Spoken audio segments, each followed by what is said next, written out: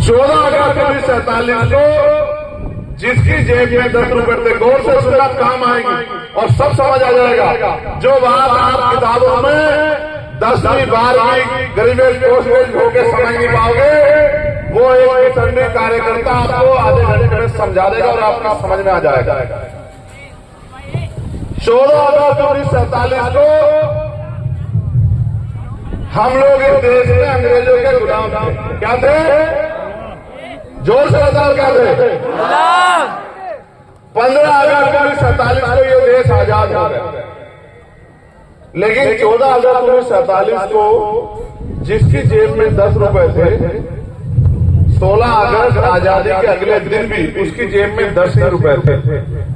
जिसकी जेब में 1 रुपया भी नहीं था, उसकी जेब में 16 तारीख को 100 रुपए नहीं आए, 1000 रुपए नहीं आए, उसकी जेब 16 तारीख को खाली ही थी। जिसके पास 100 बीघा जमीन थी, उसके पास 16 तारीख को भी 100 बीघा जमीन थी, और जिसके पास 1 गज जमीन नहीं थी, उसके पास 16 तारीख को भी 1 गज जमीन नहीं। जिसके पास उद्योग धंधे नहीं थे, उसके पास आजादी के बाद उद्योग धंधे नहीं आए। जिसके पास नौकरी नहीं थी, उसको 16 लाख को नौकरी नहीं मिली।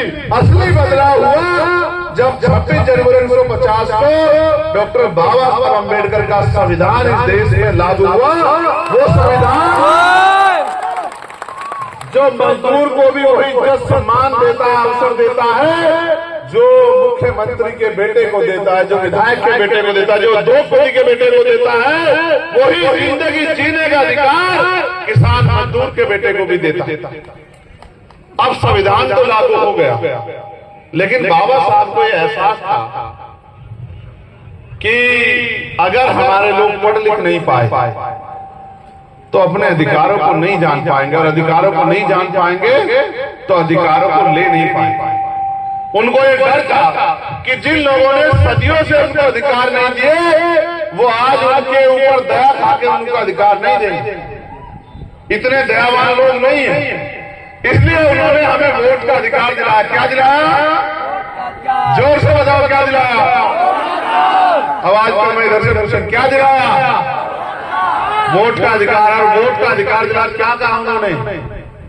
आज मैंने रानी का पेट चीर दिया, आज के बाद राजा रानी के पेट से जन्म नहीं लेगा, राजा जन्म लेगा बैलेट बॉक्स से, आपकी वोट से। यानी कि जिसको आप वोट दोगे वही आदमी राजा बनेगा।